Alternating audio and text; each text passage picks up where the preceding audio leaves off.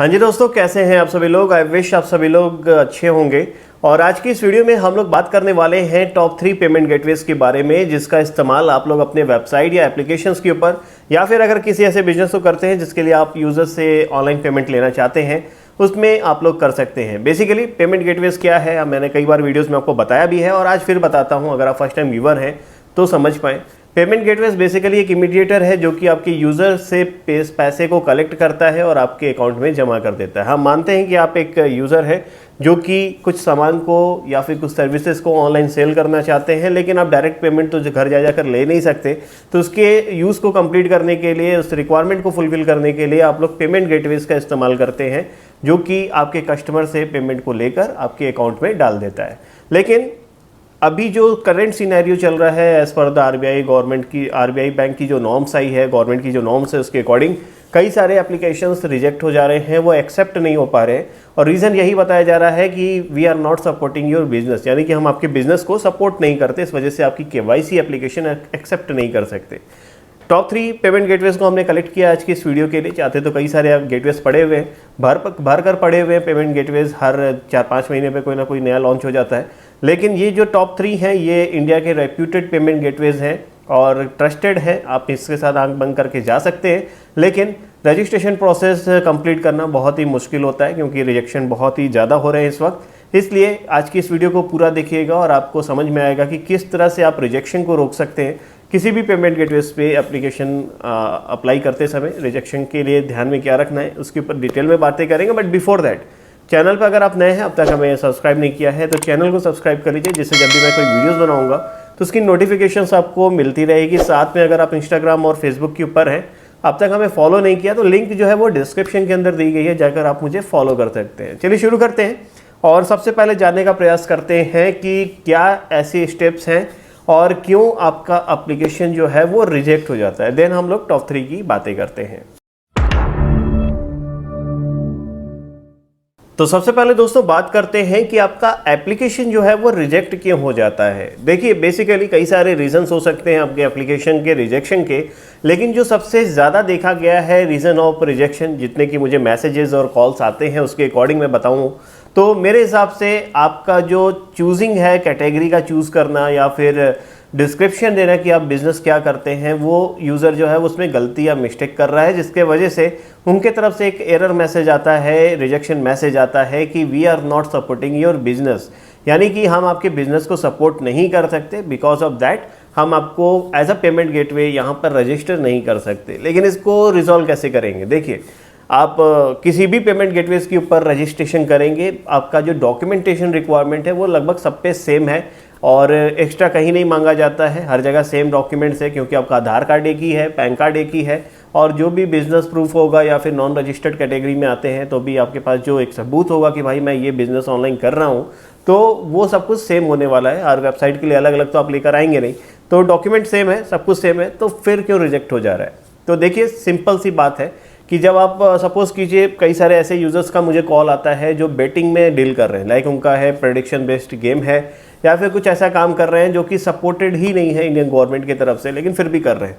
उनका एक cross question होता है कि भाई आपका कई सारा एप्लीकेशन रन कर रहा है, जैसे ड्रीम 11 हो गया, कई सारे बेटिंग साइट्स चल रहे हैं, लूडो वाले चल रहे हैं, तो वो लोग कैसे मेरे किस तरह से वो लोग एक्सेप्ट कर ले रहे हैं पेमेंट्स को। तो देखिए सबका तो मैं नहीं बता सकता कैसे कर रहे हैं, लेकिन लीगली आपका जो बेटिंग वाली साइट्स होती है वो इंडिया में लीगल टेंडर नहीं है, तो आप लोग उसके लिए पेमेंट गेटवे से रजिस्ट्रेशन नहीं कर सकते। कई सारे और मेथड हैं, उसके तरीके से आप कर सकते हैं, लेकिन डायरेक्टली आप बेटिंग साइट के नाम पर रजिस्ट्रेशन को नहीं करवा सकते। तो डॉक्यूमेंटेशन क्या होता है, आपके पास अगर आप एक रजिस्टर्ड यूज़र है, यानी कि आपके पास प्रूफ है कि भाई मेरा जो बिज़नेस है वो इंडिया में इस नाम से रजिस्टर्ड है, मैं अपने पेमेंट गेटवेज को इस ट्रेड नेम से मैं रजिस्ट्रेशन करना चाहता हूं, तो आपके पास आपका प्रोप्राइटरशिप का रजिस्ट्रेशन सर्टिफिकेट होगा, या फिर आपके पास प्राइवेट लिमिटेड का होगा, या फिर कुछ भी 1% कंपनी आपने खोली हुई है या फिर ट्रस्ट है, तो उसका आपके पास सर्टिफिकेट होगा, आपको उसकी रिक्वायरमेंट पड़ने वाली है। अगला स्टेप होता है GST. GST is not mandatory, do remember.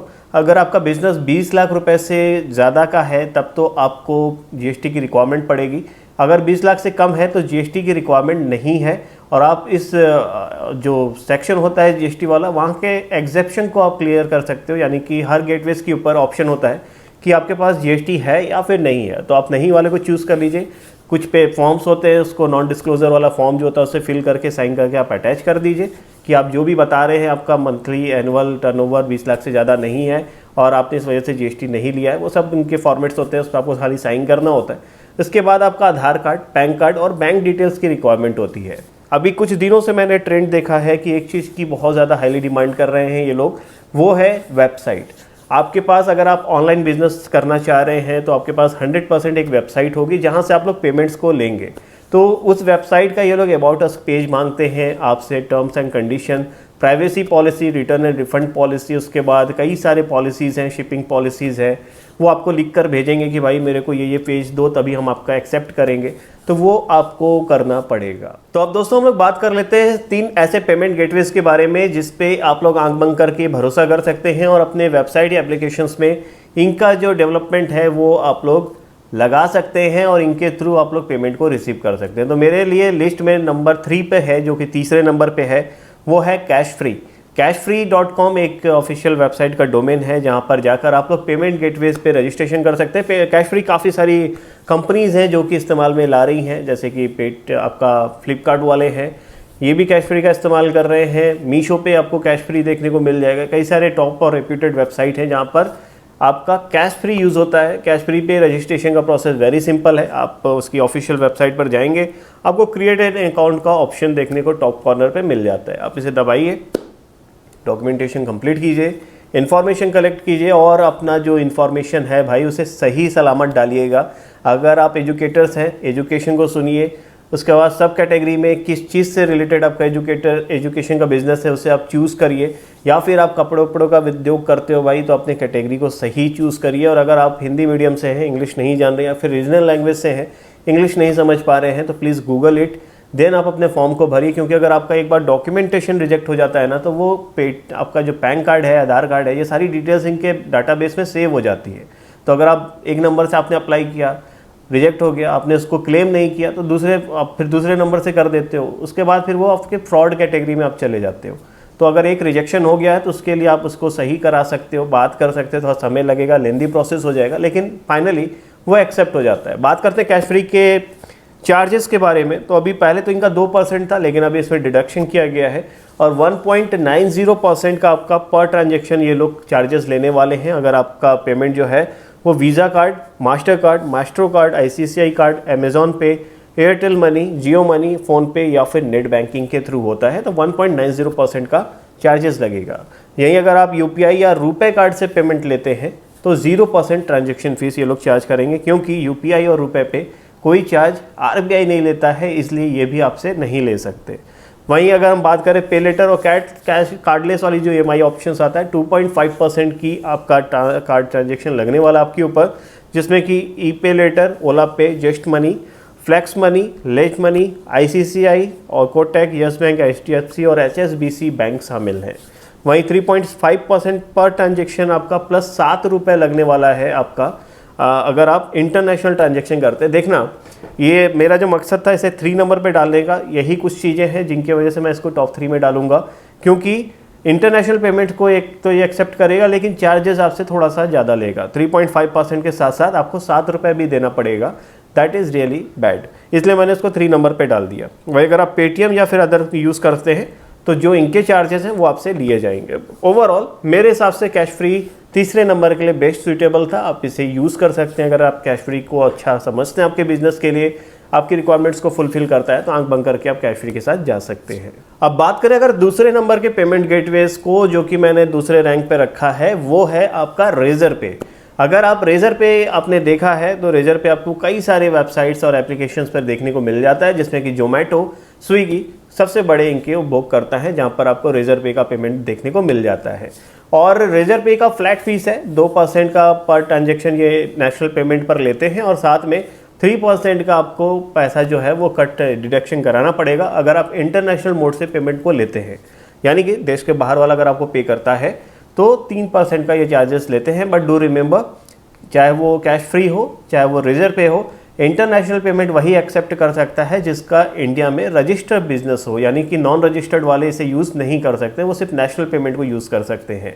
और रेजर पे मेरी सेकंड चॉइस है। एक वक्त था कि ये मेरी फर्स्ट चॉइस थी, मैं आज भी बोल सकता हूँ फर्स्ट चॉइस, लेकिन जो फर्स्ट नंबर पे रखा है यार वो थोड़ा इससे स्पेशल है और वो हर दुकान पर देखने को आपको मिल जाता है। Easy to use, easy to manage, और जो इसका एडमिन पैनल सिस्टम है, सारा मैनेजमेंट बहुत ही आसान है, जिससे कि मैंने नंबर 1 पे रखा है। अब फाइनली बात करते हैं रैंक 1 यानी कि पहले नंबर की चॉइस जो कि मैंने पेमेंट गेटवे के लिए चूज़ की है, वो है पेटीएम का पेमेंट गेटवे। यानी कि पेटीएम पेमेंट गेटवेज आपने हर दुकान, हर शॉप पे देखा होगा, ऐसा बहुत ही कम होगा, चाहे वो फल बेचने वाला हो, चाहे वो आपका एक मल्टीनेशनल कंपनी का ओनर हो, आपसे पैसे ले रहा हो, वहाँ भी आप पेटीएम अगर मांगोगे तो आपको मिल जाएगा। तो पेटीएम आज हर एक बंदे के पास है, हर एक यूज़र यूज़ कर रहा है। इनफैक्ट कुछ दिन पहले मैंने न्यूज़ में सुना था कि एक भिखारी भी था जिसने बोला था कि भाई आपके पास पैसे नहीं है तो मेरे को पेटीएम कर दो। काफ़ी ट्रेंड में था, अगर आपने भी सुना होगा न्यूज़ में तो इट्स जस्ट नॉलेजेबल थिंग। तो मेरे हिसाब से पेटीएम का जो पेमेंट गेटवेज है वो इजी टू यूज़ है, इजी टू मैनेज है। सिंपल सा इनका पेटीएम बिजनेस ऐप है जहाँ से आप ईच एंड एवरीथिंग मैनेज कर सकते हैं। सपोर्ट टीम भी इनकी परफेक्ट है, आपको टोल फ्री नंबर है, यहाँ पे कॉल करके आप अपने रिजोल्यूशंस को पा सकते हैं। हालांकि थोड़ा सा स्लो है इनका एक्सेप्टेंस, यानी कि रजिस्ट्रेशन प्रोसेस बहुत ही स्लो है। अगर गलती से आपसे कुछ डॉक्यूमेंटेशन में मिस्टेक कर दी है तो भाई 1-1.5 महीने आप वेट करना पड़ेगा आपको, तब जाकर रजिस्ट्रेशन होगा, क्योंकि कॉल्स और बाकी सब चीज़ें इनकी तरफ से बाकी स्लो होती हैं। लेकिन अगर आपने एक्सेप्टेंस पा लिया भाई तो आपको किसी तरह की कोई इश्यूज़ यहाँ पर देखने को नहीं मिलेगी। बात करें पेटीएम की फ़ीस के बारे में, तो अगर आप इन स्टोर लगाते हैं बारकोड यानी कि QR कोड, तो उस पर कोई ट्रांजैक्शन फ़ीस नहीं लगना है। 0% की ट्रांजैक्शन फ़ीस के साथ अनलिमिटेड पैसे को आप लोग एक्सेप्ट कर सकते हैं। और वहीं अगर बात करें वेबसाइट और एप्लीकेशंस पे अगर आप इसका इस्तेमाल करते हैं तो 1.99% का एक फ्लैट डिस्काउंट रेट है, सस्ता रेट है, लगभग सभी पे 2%, 1.9% यही देखने को मिलता है। तो यही रेट आपको यहाँ भी देखने को मिलेगा। और 3% का इंटरनेशनल पेमेंट एक्सेप्टेंस है, यहाँ पे फीस है आपका। अगर आपके पास रजिस्टर्ड बिजनेस है तो आप इसके लिए क्लेम कर सकते हैं, नहीं तो नेशनल पेमेंट में 1.99% का आपको फीस देना पड़ेगा। ओवरऑल मेरे हिसाब से ये जो 3 हैं, ये तीनों ही अपने आप में रैंक 1 है। रैंक 1, 2, 3 करना था इसलिए मैंने इनको किया, लेकिन मेरे हिसाब से ये तीनों ही आपकी चॉइस में हो सकते हैं और इस पर आप आंख बंद करके भरोसा कर सकते हैं, कोई इश्यूज़ आपको देखने को नहीं मिलेगी। बाकी अगर कोई कन्फ्यूज़न हो, कोई क्वेश्चंस हो, तो आप मुझे मैसेज कर सकते हैं या फिर कमेंट कर सकते हैं वीडियोस के ऊपर, मैं आप सभी को जवाब देता हूँ। इंस्टाग्राम पे फॉलो करना मत भूलिएगा।